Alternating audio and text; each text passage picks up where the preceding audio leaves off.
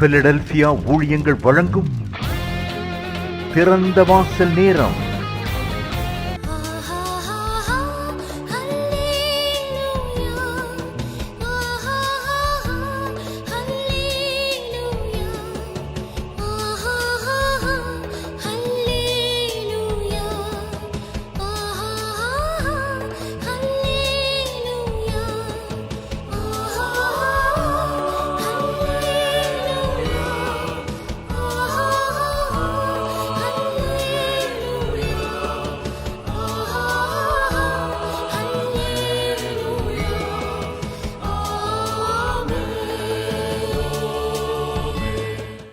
கர்த்தருடைய நாமம் மகிமைப்படுவதாக. ஆண்டவரும் இரட்சகருமாகிய இயேசு கிறிஸ்துவின் நாமத்தினாலே தேவ பிள்ளைகள் உங்கள் ஒவ்வொருத்தரையும் பிலதெல்பியா ஊழியங்களின் சார்பாக வாழ்த்துகிறோம். கர்த்தர் இந்த நாளிலும் உங்களுடைய வாழ்க்கையில் பெரிய காரியங்களை செய்வாராக. கர்த்தர் நம்முடைய காரியங்களை ஆசீர்வதிக்க வேண்டும் என்றால், கர்த்தர் நம்முடைய காரியங்களை வாய்க்க பண்ணும்படியாக செய்வார் என்றால் நாம் என்ன செய்ய வேண்டும் என்று வேதத்திலிருந்து நாம் பார்க்க போகிறோம். 2 நாளாகமத்தின் புஸ்தகம் 26வது அதிகாரம் 3வது வசனத்திலிருந்து வாசிக்கலாம். உசியா ராஜாவாகிற போது 16 வயதாக இருந்து 52 வருஷம் எருசலேமில் அரசாண்டான். எருசலேம் நகரத்தாளான அவன் தாயின் பேர் எக்கோலியால். அவன் தன் தகப்பனாகிய அமத்சியா செய்தபடியெல்லாம் கர்த்தரின் பார்வைக்கு செம்மையானதை செய்து தேவனுடைய தரிசனங்களில் புத்திமானாக இருந்த சகரியாவின் நாட்களிலே தேவனை தேட மனதிணங்கி இருந்தான். அவன் கர்த்தரை தேடின நாட்களில் தேவன் அவன் காரியங்களை வாய்க்க செய்தார். அவன் கர்த்தரை தேடின நாட்களில் தேவன் அவன் காரியங்களை வாய்க்க செய்தார். உசியாவினுடைய ராஜரீக வாழ்க்கை ஆசீர்வாதமாக இருந்ததற்கு காரணம் என்னவென்றால், அவன் கர்த்தரை தேடினபடினால கர்த்தர் அவன் காரியங்களை வாய்க்க செய்தார் என்று வேதத்தை நாம் பார்க்கிறோம். இதற்கு உசியா தேவனை தேடுவதற்கு காரணமாக இருந்தது என்னவென்றால், அவனுடைய தகப்பனாகிய அமத்சியா செய்தபடியெல்லாம் அவன் கர்த்தரின் பார்வைக்கு செம்மையானதை செய்தான் என்று வேதத்தில் வாசிக்கிறோம். தன் தகப்பனுடைய வழியில் அவன் வரும்பொழுது, தகப்பன் தேவனுக்கு பயந்து நடக்கும் பொழுது பிள்ளைகளும் தேவனுக்கு பயந்து நடக்கிறவர்களாக இருக்கிறார்கள். அப்படி நடக்கும் பொழுது அந்த குடும்பங்கள், அந்த சந்ததிகள் என்றென்றைக்குமே ஆசீர்வாதமாக இந்த உலகத்தில் மேன்மையாக வாழுகிறதா இருக்கிறது. நம்முடைய குடும்பங்கள் ஆசீர்வாதமாக இருக்க வேண்டும் என்றால் நாம் என்ன செய்ய வேண்டும்? நாம் முதலாவது தேவனுடைய பார்வைக்கு செம்மையானதை செய்கிறவர்களாக இருக்க வேண்டும். 128வது சங்கீதத்தில் நாம் வாசிக்கும் பொழுது, கர்த்தருக்கு பயந்து அவருடைய வழிகளில் நடக்கிறவன் எவனோ அவன் பாக்கியவான், அவன் கையின் பிரயாசத்தை அவன் சாப்பிடுவான், அவனுக்கு பாக்கியமும் நன்மையும் உண்டாயிருக்கும் என்று வேதத்தில் வாசிக்கிறோம். ஒரு மனிதன் கர்த்தருக்கு பயந்து வாழும் பொழுது அவனுடைய வாழ்க்கையை தேவன் எவ்வாறாக ஆசீர்வதிக்கிறார் என்றால், அந்த சங்கீதத்தில் தொடர்ந்து வாசிக்கும் பொழுது, அவன் மனைவி வீட்டோரங்களில் கனி தரும் திராட்சை கொடியை போல் இருப்பாள், அவன் பிள்ளைகள் பந்தியை சுற்றிலும் ஒலிவ மர கன்றுகளைப் போல் இருப்பார்கள், அவன் எருசலேமினுடைய ஆசீர்வாதத்தை பார்ப்பான், அவனுடைய சந்ததிகள் ஆசீர்வாதமாக இருக்கும் என்று வேதத்தில் வாசிக்கிறோம். இந்த இடத்துல உசியாவினுடைய வாழ்க்கையில் அவன் ராஜரீக வாழ்க்கை ஆசீர்வாதமாக இருந்ததற்கு காரணம், அவன் தகப்பனாகிய அமத்சியா செய்தபடியெல்லாம் கர்த்தரின் பார்வைக்கு அவன் செம்மையானதை செய்ய ஆரம்பித்தான். நாம் கர்த்தரின் பார்வைக்கு செம்மையானதை செய்கிறவர்களாக நாம் இருக்க வேண்டும். நாம் அநேக காரியங்களை செய்கிறோம், நமக்காக நிறைய காரியங்களை செய்கிறோம். நாம் விரும்புகிறவர்களுக்காக, நம்முடைய குடும்பத்திற்காக, நம்மோடு கூட இருக்கிறவர்களுக்காக அநேக காரியங்களை நாம் செய்து கொண்டு இருக்கிறோம். இவை எல்லாவற்றையும் பார்க்கல முதலாவது நாம் என்ன செய்ய வேண்டும் என்றால், கர்த்தரின் பார்வைக்கு செம்மையானது எது என்பதை நாம் வேத வசனத்தை ஆராய்ந்து பார்த்து தேவனிடத்தில் கேட்டு, ஆண்டவரே இந்த காரியங்கள் எவையெல்லாம் நாம் உமக்காக செய்ய வேண்டும் ஆண்டவரே என்று சொல்லி கர்த்தரின் பார்வைக்கு செம்மையானது செய்கிறவர்களாக நாம் இருக்க வேண்டும். தேவனுடைய பார்வைக்கு நாம் செம்மையானது செய்யும் பொழுது வேதவசனம் சொல்லப்படுகிறது, அவன் தேவனை தேட மனதிணங்கி இருந்தான். அவனுடைய வாழ்க்கையில் தேவனை தேடுவதற்கு அவன் இருதயத்தை செவி சாய்த்தான், இருதயத்தை தேவனுக்கு நேராக தன்னை சாய்த்தான். தாவீது சொல்லுகிறார், கர்த்தருக்காக நான் பொறுமையுடன் காத்திருந்தேன், அவர் என் பக்கமாய் சாய்ந்து என் கூப்பிடுதலின் சத்தத்தை கேட்டார் என்று வேதத்தில் வாசிக்கிறோம். அதே போல தேவனுடைய தாசனாகிய, தேவனுடைய தரிசனங்களில் புத்திமானா இருந்த சகரியாவின் நாட்களிலே தேவனை தேட மனதிணங்கி இருந்தான். இரண்டாவதாக அவனுடைய வாழ்க்கையில ஒரு மிகப்பெரிய ஒரு வழிகாட்டியாக சகரியா இருந்தார். சகரியா தீர்க்கதரிசி ஒரு பெரிய வழிகாட்டியாக உசியா ராஜாவுக்கு இருந்தார். எனவே அவருடைய நாட்களில் உசியா தேவனை தேட மனதிணங்கி இருந்தான். முதலாவது தன் தகப்பன் மூலமாக தேவனுக்கு செம்மையானதை செய்வதற்கு உசியா ராஜா கற்றுக்கொண்டான். இரண்டாவதாக அவனுடைய வாழ்க்கையில் தீர்க்கதரிசியாகிய சகரியாவின் காலத்தில் அவன் தேவனை தேட மனதிணங்கி இருந்தான் என்று வேதத்தில் வாசிக்கிறோம். அவனுக்கு நல்ல ஒரு வழிகாட்டியாக அடுத்தபடியாக ஒரு தீர்க்கதரிசியினுடைய ஒரு வழியில் அவன் போகிறதா இருந்தான். ஏனென்றால் தீர்க்கதரிசிகள் எப்பொழுதுமே தேவனுடைய குரலை கேட்டு தேவனுடைய வார்த்தையை இந்த உலகத்தில் வெளிப்படுத்துகிறவர்கள் தான் கர்த்தருடைய தீர்க்கதரிசிகள். ஒரு பாதையில் எப்படி போக வேண்டும் என்பதை தேவனிடத்திலிருந்து கேட்டு தெரிந்து கொள்ளும்படியாக கர்த்தரால் அபிஷேகம் பண்ணப்பட்டவர்கள் இந்த தீர்க்கதரிசிகள். உசியாவினுடைய வாழ்க்கையில தகப்பனும் ஒரு நல்ல தீர்க்கதரிசியும் இருந்தபடினால தேவன் அவனுடைய காரியங்களை வாய்க்க செய்தார் என்று வேதத்தில் நாம் வாசிக்கிறோம். நம்முடைய வாழ்க்கையில மிக முக்கியமான நபர்கள் யாராக இருக்கிறார்கள் என்றால் நம்மை பெற்றவர்களும் நமக்கு வழிகாட்டுகிறவர்களுமாக தான் இருக்கிறார்கள். நன்றாய் புரிந்து கொள்ள வேண்டும். இந்த உலகத்தில் நாம் வாழும் பொழுது நம்முடைய வாழ்க்கையினுடைய எல்லா வெற்றிற்கும் பின்பாக ஒரு சிலர் இருப்பார்கள். அவர்கள் மிக முக்கியமாக நம்முடைய குடும்பத்தாரும் நமக்காக வழிகாட்டுகிறவர்களுமாக தான் இருப்பார்கள். அதிகமான நேரங்களில் அதிகமான பகுதி அவர்கள் தான் நம்முடைய வாழ்க்கையில் இருப்பார்கள். உசியாவிற்கு இந்த இரண்டு பேரும் அவனுக்கு தேவனுக்கு பயந்தவர்களாக கிடைத்தபடினால உசியா ராஜாவினுடைய வாழ்க்கை அவனுடைய ராஜரீகம் மிகவும் ஆசீர்வாதமாக இருந்தது என்று வேதத்தை நாம் பார்க்க முடியும்.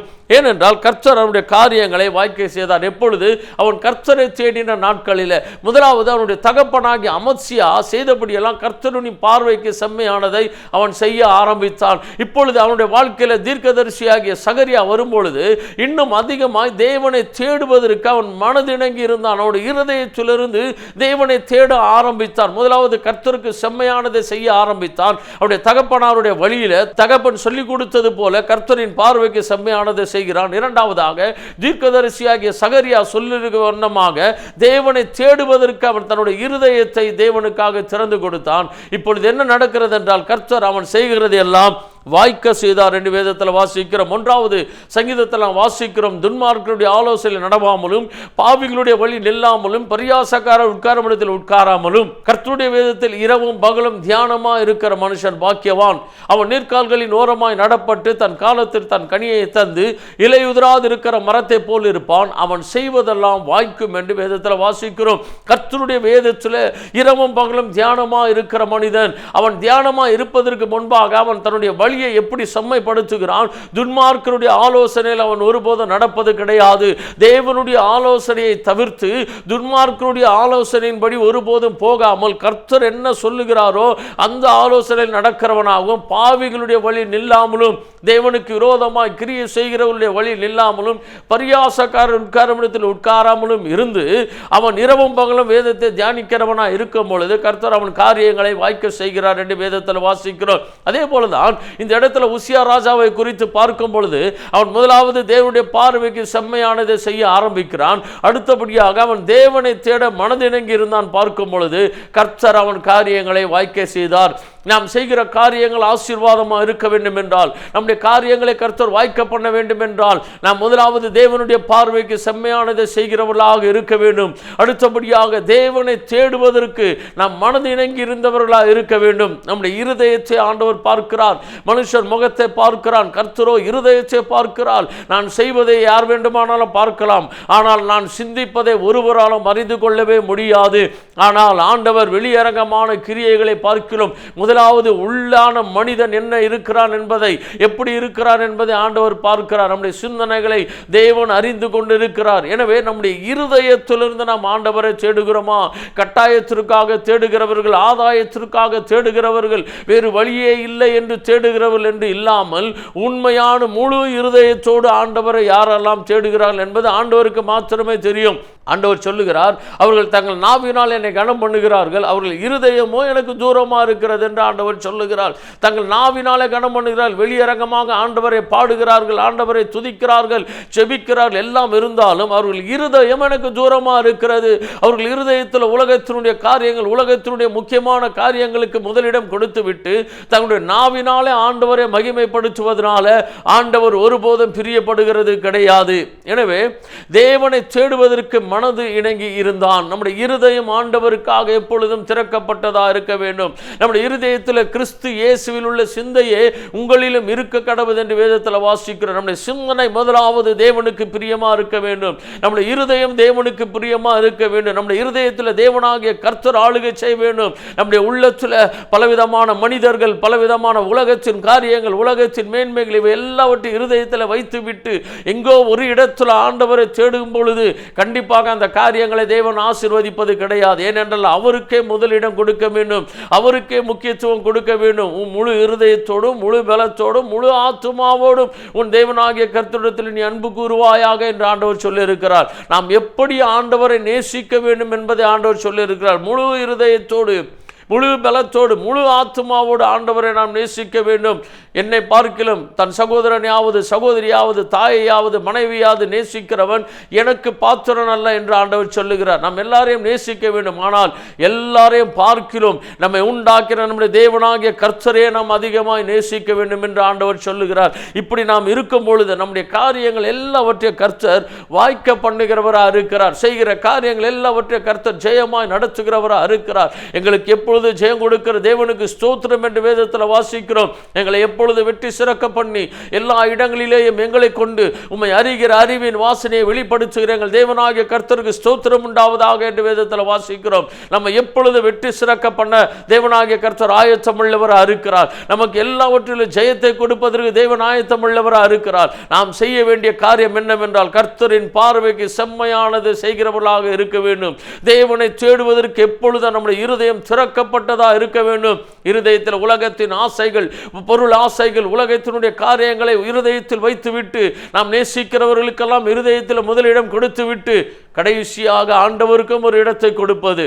அப்படி இருக்கும் பொழுது ஆண்டவர் நம் மீது துக்கப்படுகிறவராக இருக்கிறார். ஏனென்றால் இந்த ஜீவன் அவருடையது, நம்மை உண்டாக்கினவர் அவர்தான், நமக்காக ரத்தம் சிந்தினவர் அவர்தான், நமக்கு ரட்சிப்பை கொடுத்தவர் அவர்தான், நமக்காக 3ஆம் நாள் உயிரோடு எழுந்து இன்றைக்கு சிங்காசனத்தில் வீற்றிருக்கிறார். நம்மை பரலோக ராஜ்யத்திற்கு கொண்டு போகும்படியாக நமக்காக 2000 வருடங்களுக்கு முன்பாக இந்த உலகத்தில் வந்து நம்முடைய பாவங்களை, சாபங்களை, தரித்திரங்களை, வியாதிகளை, பலவீனங்களை, தரித்திரங்களை எல்லாவற்றையும் அவர் ஏற்றுக்கொண்டார். சிலுவையில் நமக்காக எல்லாவற்றையும் செய்தவர் அவர்தான்.